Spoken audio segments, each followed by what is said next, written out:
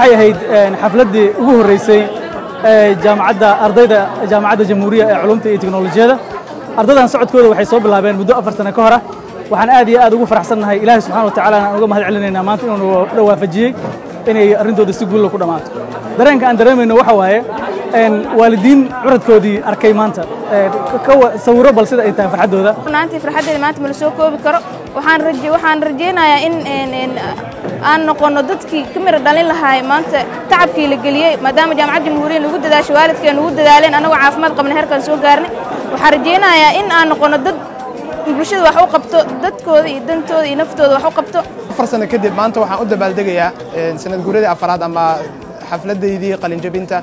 4 sano kadib gaar ahaan kulliyadda computer application-ka aadan u faraxsanahay farxadeeda maanta ma soo koobi karo maanta dareenkayga aad ayuu u kacsan yahay lama soo koobi karo waxaan dareemayaa farxadtii ugu wacneed ee aan soo wado inaan maanta aan soo gaaray waxaan aad ugu mahad celinayaa waalidiinteedii garab igu soo siiyey inaan heerkan maanta aan soo gaaro waxaan leeyahay mar koowaad iyo mar labaad hambalyo jaamacadda jamhuuriya aad aan ugu faraxsanahay